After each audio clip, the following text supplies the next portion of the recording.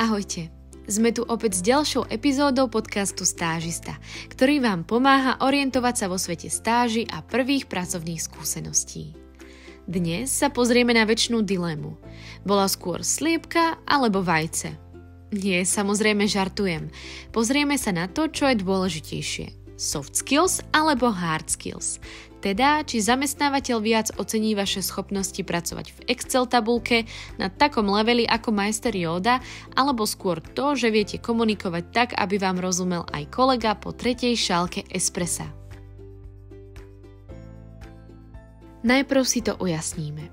Hard skills sú tvrdé zručnosti. Čo viete a čo ste sa naučili? Programovanie, účtovníctvo, grafický dizajn, ovládanie cudzieho jazyka. Jednoducho niečo, čo sa dá dokázať certifikátom, testom alebo tým, že ukážete hotový výsledok. Soft skills sú mäkké zručnosti. To, ako komunikujete, riešite konflikty, zvládate stres alebo či viete pracovať v tíme. Skúste si predstaviť kolegu, ktorý má hard skills na úrovni špičkového programátora, ale jeho soft skills sú -100. Komunikácia vyzerá asi takto. Vy poviete dobré ráno a on iba zasičí a odvráti sa k počítaču. V takom tíme by ste asi dlho nevydržali však. A teraz to podstatné. Vo svete stáží a prvých pracovných skúseností sú soft skills častokrát ešte dôležitejšie než tie hard skills. Prečo? Pretože zamestnávateľ vie, že ako študent ešte nemáte za sebou 10 rokov praxe a všechny technické znalosti. Ale vie, že keď sa ukážete ako človek, ktorý vie komunikovať, je zvedavý, rýchlo sa učí a nezrúdi sa z prvej kritiky, tak máte potenciál stať sa odborníkom v tom, čomu sa venujete. Dám vám príklad z praxe. Predstavte si dvoch stážistov. Stážista Filip vie perfektne Excel, ale keď mu šéf niečo vysvetľuje, tvári sa, že všetko vie, no a potom to spraví po svojom. A nakoniec zle. Hádate správne, firmy si častejšie nechávajú toho druhého, pretože soft skills sú základ, na ktorom sa dajú stavať hard skills. Je to vlastne ako v športe.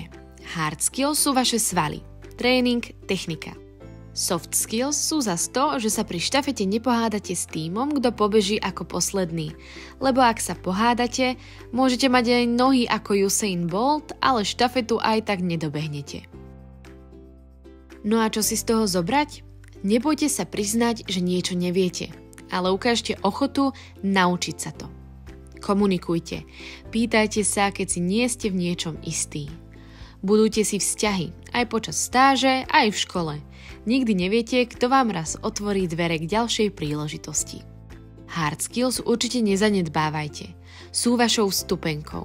Ale soft skills sú to, čo rozhodne, či na stáži ostanete len ako ten, čo raz u nás bol, alebo ako človek, ktorého si firma pamätá a zavolá naspäť. A teraz pár konkrétnych tipov, ako sa v soft skills zlepšiť. Komunikácia. Skúste si dávať pozor, aby ste nehovorili príliš rýchlo alebo naopak, aby ste nemrmlali. Pomôže vám napríklad tréning prezentácie, či už pred kamarátmi alebo pred zrkadlom. Tímová spolupráca. Prihláste sa do školských projektov, študentských organizácií alebo dobrovoľníctva. Naučite sa pracovať s rôznymi typmi ľudí. Riešenie konfliktov. Pri hádke sa namiesto okamžitej reakcie zhlboka nadýchnite. Skúste sa vcítiť do kože toho druhého a pochopiť, prečo je nahnevaný. Už len to, že budete v pokoji reagovať, môže zmeniť celú atmosféru. Time management. Skúste si každý deň napísať 3 hlavné úlohy a až po ich splnení riešte všetko ostatné. To vás naučí stanoviť si priority. Sebavedomie. Vystupujte zo svojej komfortnej zóny. Prihláste sa napríklad na školskú súťaž, open mic alebo skúste krátky networkingový rozhovor s niekým novým. Soft skills sa síce nenaučíte za noc, ale každá malá zmena je krok dopredu. Je to ako svaly. Čím viac ich používate, tým viac rastú. Takže na otázku, čo je dôležitejšie, soft skills alebo hard skills, je odpoveď najlepšia kombinácia oboch. Vôbec nevadí, že práve začínate a ešte neviete všetko ako človek s 10-ročnou praxou. Verte mi, aj to, že sa usmejete, že sa pýtate a že sa nebojíte pracovať s ľuďmi, vás posúva ďalej.